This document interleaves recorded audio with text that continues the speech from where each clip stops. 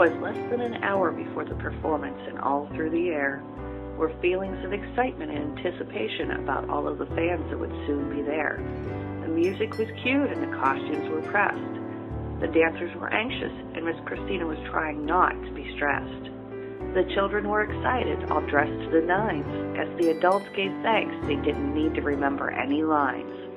With the stage crew frantically organizing the props, Robin just smiled and said, "The insanity never stops." When out on the stage there arose such a clatter, Miss Christina sprang from the wings to see what was the matter. With the grace of a dancer, she made a mad dash, and was at the sight of the commotion in a flash. The stage was set beautifully, and the lights worked just fine. The sound check was done. The cast was simply waiting for their chance to shine. All seemed to be in order, but there was still an air of fear as they waited for the reason for the commotion to appear. The backdrops were tied and in the right place. The trays were set up in their proper space. The gifts were set up and all ready to go, and the party children were anxious to start up the show. Now Tacy, now Michael, Brianna, and Kristen. Where's Tony? I think he's the only one missing.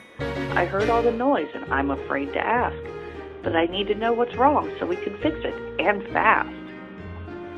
The cast looked around and made a quick list, but all things were in order. Nothing seemed to miss. So off Miss Christina and Robin went once again, and hoped no other problems would arise and check in.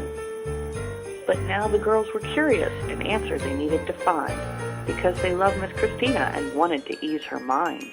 So off they went to find the elusive boys, right after they set up the toys. Catherine kicked off her new point shoes, while David snuck off to take a quick snooze. Brianna went to the left, while Travis went to the right, to make sure that everything was ready for opening night.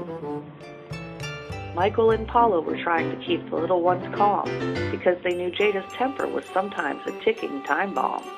Matt was trying to amuse all the little mice, while Gabby gave the girls a quick lecture on the importance of being nice. All seemed to be going according to plan, except they were still missing that mischievous little man. When suddenly they heard Ashley yell with a start, "I found Tony, he's in costume, but there's a tricky part. He was trying on his costume and just put on the head. And now it's stuck," Tony meekly said, as they stifled giggles and muffled some groans. The only things poor Tony could muster were whimpers and moans. Becky stepped up and said, "I'll handle this. I've done this before. All it takes is a special twist." So with a quick turn of the wrist, Becky relieved all the grief, and everyone there breathed a heavy sigh of relief. So with the crisis averted, Miss Christina turned to the cast and crew. She said with a smile, "Okay, everyone, we're on in a few. Big smiles, remember your cues, and we're all ready to go. Make us proud and shine bright. It's going to be one heck of a show."